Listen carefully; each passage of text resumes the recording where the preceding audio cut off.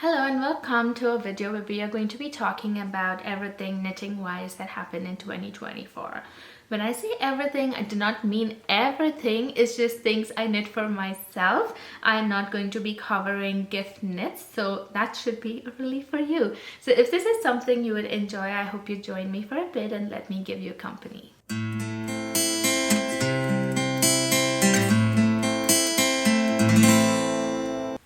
If this is the first time you are coming across the channel, I'm Rhoda. I live in Canada in a small town outside the Greater Toronto area.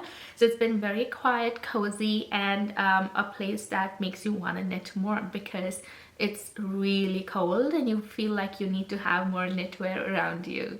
Now 2023, towards the end of 2023 is when I started to knit, and 2024 has been the first full year of knitting, and so I do have a lot to talk about. There have been a lot of finished objects. There have been 30 different projects that were finished, out of which 20 were garments, 8 were accessories, and 2 were baby knits. Out of the 30, 8 were test knits. So test knits were something I enjoyed quite a lot this year again. My most loved project of the year is the Amoretta Blouse, which was part of a test knit, and one of my least worn projects, I don't want to say least loved, was also a test knit, and it was the Forever Rib dress, and I'll show pictures and talk a little more about it in a bit. I was also able to try patterns of different designers. All of these designers are new to me because I am a newer knitter, although in the knitting community it feels like most people have knit most of the patterns from these designers. So a lot of designers that could sound familiar to you have been new to me. There's Magdalena Parker, Andrea Mowry, Laura Penrose, Rebecca Clow, Isabella Clark, Alicia Plummer, Pernille Larsen, Amy Christophers, The Petite Knitter, November Knits, the Knit Pearl Girl, Sophie, and Emma Mayer. I even did a project from Knit Attitude. I do not know the designer's name, but I know that's her screen name. These were designers that, as I listen to more podcasts, sound very familiar to most people around, but these are designers whose patterns I've tried for the first time this year, and each of them have been unique and I've enjoyed the process. Yarns, in the same way, a lot of them were very new to me. There were some brands that were absolutely new for the first time I used them, which was Pearl Soho, and I used Pearl Soho in at least 4 different projects. I used it for a test knit, the Hops and Meadows scarf. I used it for the Kerr Sweater. I used it for the Bloomfield hat, and also for the Fresno hat. So that was 4 different projects where I used Pearl Soho's good wool. I also used cattail silk for an entire dress, and yeah, that's it. Sandnes Garn was the next brand that I used the most. I used Sandnes Garn Duo for 3 different projects. It was the sibling sweaters, but in all fairness, I had to knit all of the sweaters in the same yarn because it was going to the same family, and so Sandnes Garn Duo was my next most used yarn. I also used Sandnes Garn Tinlina this year, and I used that in 2 different projects, so 5 projects Sandnes Garn. Knit Picks has been a brand that I've been using for a very long time. I started with crocheting and then I learned to knit. So Knit Picks has been something that has been with me since my crochet days. I have used Knit Picks Brava, which is 100% acrylic yarn, Knit Picks Twill, a superwash merino yarn. I have used it both in the fingering weight and in the worsted weight. Knit Picks Galileo, Knit Picks Alpaca lace, alpaca cloud lace, Knit Picks palette. So Knit Picks has been the most used brand of the year, followed by Pearl Soho and then Sandnes Garn. Now going on to everything I knit for myself, I am going to start from my most worn objects and work my way down to my least worn objects. There are about 11 different sweaters I put away here, 10 which I knit for myself. I also added the sweater I knit for Sam because I occasionally borrow it from him. So in all fairness, I just put it down on this list. Some of the projects, I think 2 or 3 of the projects are in my summer wardrobe, and all of them has been packed and it's downstairs somewhere. I did not want to go disturb that package yet, and so I've left it like I've left it just as it is. I'll probably put pictures of what I took when I first finished the object, but all the others I have tried to take newer pictures to make it more uniformal. My first most worn sweater of the year is the Amoretta Blouse. This was a test knit I did for Isabella Clark of the 100 Acre wool knitting podcast. Ever since she first spoke about it, I have been looking at it. I have been following when she was going to make a release, but then there was a test call and I applied. Thankfully, she picked me and I was able to test knit this pattern for her. The test knit process was wonderful, which is why this pattern also became a little more special, but the design itself is very unique. The construction was very different, and I speak a lot more about it in the podcast, so I'm going to skip over the more in detail parts of the pattern. I knit this using Les Garçons British Sport Wool. This was the colorway Eli's Childhood Home. Making the double knit button band and adding a different kind of buttons was also something that inspired me to wear this a lot more, because it gave it a very unique, classy look. It is very easy to style. I usually wear it over a lace skirt. It gives a more very dainty, feminine look, and it's a very comfortable fit as well. So this has been my most worn outfit of the whole year. The next one is Shifty. This is Andrea Mowry pattern. Again, this seems to be a very familiar pattern, but this was something new for me this year. I knitted using Knit Picks Stroll. The white colorway is Knit Picks Stroll undyed, and the main colorway is a fade from a dyer called Yarn to You. This was, I think, autumn fade, and I purchased this yarn 2 years ago. I made a crochet project out of this, and the leftovers is what I used for this particular project. I like that this project has so many different colors. The colors flow very well from one to another. I can throw it on any outfit. It has been wonderful to wear it in the winter when it's all dull and drab and a little colorless, especially after Christmas. You barely find any color, and wearing this, it has been a nice pop of color, and it still seems very winter appropriate. So I'm enjoying this outfit quite a bit. I usually wear it over a black skirt, but it's pretty versatile. I can even wear it over a red or blue skirt, but black is what I have, and that's what I've been styling it with. My third most worn project of the year is the April cardigan. This was knit with Knit Picks Galileo, and I held it with a strand of Knit Picks Alpaca Cloud lace. Now both of them are not the same colorway. The Galileo is more red and the Alpaca lace is more brown, and I intentionally did that because I wanted a deep brick kind of colorway, which I think I achieved it in some way, and I was very happy with the finished project. This is a petite knit pattern, and this has been the only petite knit pattern that I have finished for the whole year. I like how her patterns are written. I know the end product is going to be something you could rely on, and so it was wonderful to knit this. I usually throw this on a lot of dresses. There are some dresses that have Indian prints, and this goes well over brown or red prints, and it has been really good. It has been nice to just layer it on. My fourth most worn sweater is the Hepatica Sweater. This was my first test knit of the year.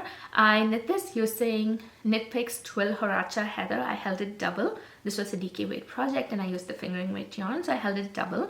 And for the contrast colors, the stripes, I used just leftover sock yarn, and these were just scraps. So if you look at the whole project closely, you would see that a lot of the yarns are not really even the same type. Some are variegated, some are tonals, and I just picked random yarns, held them together, and went on. I at the end of the day, like the color palette, and because it has that many different combinations, again, it's very easy to throw on different outfits. I usually wear this with a black skirt. I throw it on a beige dress. It's a simple linen Uniqlo dress, and it just adds a layer of warmth, and it's really nice. This was also the easiest sweater I ever knit. The designer is amazing. Her name is Emma Mayer, and she has recently been coming out with even better designs. So if you're not yet aware of who she is, please follow her on Instagram, and you would appreciate the content that she puts out. My next most worn sweater is the one I'm wearing right now. This is the Spring Fling, and this is by the Petite Knitter. I knit this using, I held two different yarns together. So for the main color, it was Knit Picks palette, I think it was called Bouquet Heather, and I held it with an Inram yarn. I do not know the name of the colorway. I'll put the names of the colorways on the screen. And the contrast color was again Knit Picks palette. It was called Oyster Heather, and Inram yarns just undyed. It was the white colorway. Now, both of them put together gave a wonderful marl, and I really appreciate the depth of color that came along with this sweater. This was also my first colorwork sweater, so I was very, very excited about finishing it and wearing it. The only drawback of this sweater is that it does not have a short row. So if you look at this, the front part, there's more fabric, it creeps onto my neck, and it has very awkward ruffles on the sides. You would see that there is a bit of fabric that stands up here. With long hair, I could probably cover it, but it's still an awkward thing that I would want to fix it sometime soon. I just need to find out if I can remove the ribbing and add some short rows to the ribbing, and that will lift the back so the sweater fits a little more. Other than that, the pattern was really good. I usually wear this over a white skirt or a beige skirt. I recently found a beige skirt in Uniqlo, and that's what I've been wearing it for the winter, but in the summer I usually wear it over white. Tolsta Tank was the next one. Ever since Rebecca Clow of the Creabea Knitting podcast talked about the Tolsta Tank, she did it sometime last year or early 2024. I have been watching, I have been waiting and looking forward to knit this pattern. And once the pattern was out, I immediately cast it on. I used Hobie Rainbow Cotton, and this was in the colorway black. I knit the entire thing in black because I wanted the exact same piece that she first spoke about, and I wanted the exact same copy. Once I knit this, I realized that the cotton, the Hobie cotton, is a very, very heavy cotton. It attracts a lot of dust. It's very visibly seen. Any kind of dirt usually is very visibly seen. You would think that would not happen on black material, but it does. And so it had moved down from my most worn projects. The pattern, however, was really nice, and I knit two more. I just used different kind of yarns, and it worked quite. It was quite better after I used different kind of yarns. The Tolsta Tank, I usually wear it over t-shirts. I thought I could wear it just by itself, but somehow, especially with this material, I never feel like doing that. So I usually wear it over a t-shirt and maybe some linen or cargo pants. That's how I usually style this. The next one was the Eun Sweater. This is by November Knits, and I used Pearl Soho's Hedge Grow in the colorway Golden Meadow. Now, this pattern I knit towards the beginning of the year, and I was still very suspicious of how patterns are written. I was not able to trust the pattern completely unless it was a test knit and I wanted to give feedback, and I ended up going up a needle size. I think the pattern is, you're supposed to use 5mm needles for the pattern. I ended up using 5.5, and so I got a very, very oversized fit, which I don't enjoy wearing anymore. I usually wear this over slim skirts, like a tight fit skirt, and that kind of helps to balance the entire look. But if I was given a chance to knit it again, I would probably do it in a different yarn, because again, Knit Picks Hedge Grow, although they say it's worsted, it has thin and thick parts throughout the yarn, and so there's no consistency in the yarn, and so the finished project in some places is very dense, and in some places it's very airy. You can probably see through it, and so I would probably use different yarn, make the sweater again in the right size using the right needles, and it's going to be a better project after that. I knit the Perfect Knit t-shirt pattern. This is, I think, by Caitlin Barthold, and I used Hobie Bamboo.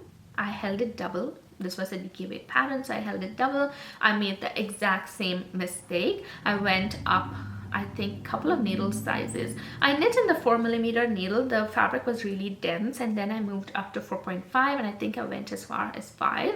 So 2 needle sizes, and I went down 1 size. I, of course, did not gauge swatch. The overall look was not too great. I'll put a picture of it here. This is in my summer wardrobe, so I was not able to take a fresh picture of it, and I don't enjoy the the knit tee anymore. It is more of a comfort wear. So in summers, if I'm wearing a sleeveless or a very strappy dress and I want something to throw on as a cover up, I usually reach for this, but otherwise I don't enjoy the product at all. Next knit item was the Forever Ribbed dress. This was a test knit for Anne Catherine Stoll, and it took about 3 months to make it. It was knit on 2.75mm needles, took forever, and at the end of it I was embarrassed to wear it. Not because the pattern was bad or the yarn was bad. I actually used Pearl Soho's Cattail Silk in the colorway Fallen Leaves. It was neither of those reasons, but I did not like how it fit on me. It just seemed very revealing, for choice of a better word. It looked wonderful on the designer, and then I understood that there are some designs, some patterns that are specific for certain body types, and I'm just not comfortable in this sort of a pattern. It's a very clingy pattern. It's ribbed. It's 2x2 rib. I think in the next year I would probably gift that pattern to someone else, gift that dress to someone else who will be able to enjoy it better than I do. If I ever wear it, I usually wear it with something on top. I either put on a sweater, a jacket, or cropped linen top. I put pictures of how I usually wear it, but I have worn it only once or twice, and I haven't worn it after that. So you can imagine how embarrassed I was about wearing it. Again, it's not something about the pattern, it's just about how I like my outfits. The next one was a Cami. This again goes with the same theme of the previous project. This was a test knit for Alicia Plummer. A Cami was something I was looking for because I wanted, again, something to be a layering piece, something to wear inside my other probably cardigan knits, which are a lot more deeper and could be revealing. But the Cami did not deliver in that sense. It was a very strappy project, and this again, I don't even know where it is. You can imagine how I've never reached out for it. I knitted using Sanduscan Lina. I held one strand of Sanduscan Lina and another strand of Luminance Knit Picks. It's a lace weight yarn, 100% silk. The fabric was beautiful, very drapey, but just the way it fit on me, I didn't like it as much. I'll probably wear it indoors inside the house if I find it. I might just not wear it outdoors ever. And the last one I want to talk about is the one I made for Sam. It's within the house and I borrowed some time, so I just put it along with the list of clothes that I probably knit for myself. And this is the Kerr Sweater. This is a pattern by Rebecca Clow of Fair Bear Knitting Podcast. And I knit it in Pearl Soho's Goodwill. The main color was Teal Abyss, and the contrast color was the undyed colorway Winter Grass. And this was wonderful. The whole knitting process was wonderful. This was the first time I did magic loop color work on the magic loop. It felt impossible before I started, but once I got going, it was easy and doable. So if that is something that has been putting you off from making this project, I would suggest you go ahead and make it. It's a comfort wear both for Sam and me. He wears it quite often. It looks like he enjoys color work more than any other project I've made for him. So color works is all I'm gonna make for him from now. Out of all of the projects, if I have to pick two projects that has been most worn, it would be the Kerr Sweater and the Amoretta Blouse. And whenever we wear it, we usually try and wear it together. And someone took a picture of us the last time we did it, so I'll put a picture of it over here. Now with that, I learned that although test knits are something I am very enthusiastic about, when a designer puts pictures, when a designer posts content about anything new that's coming up, I want to be a little more intentional in seeing what would be a good fit for me and pick projects that would only be a good match for me. I hope you enjoyed this whole list of things I knit for myself. You would find me on Ravelry and Instagram if you want to look at all the projects, including the gift knit ones. And I also have weekly podcasts, going to be weekly now, hopefully, a weekly podcast of either patterns that I have been liking recently, or new yarns I want to try, or what I have been knitting in the past few weeks, and finished objects. And if all of these are things that you would want to watch, you are looking for, you would enjoy, I hope you come join me more often, and it would be lovely to hear your feedback on a lot of the projects as well. So thank you if you're here this far. I hope you enjoyed knitting last year, and I hope you're taking your hobby forward for the next year.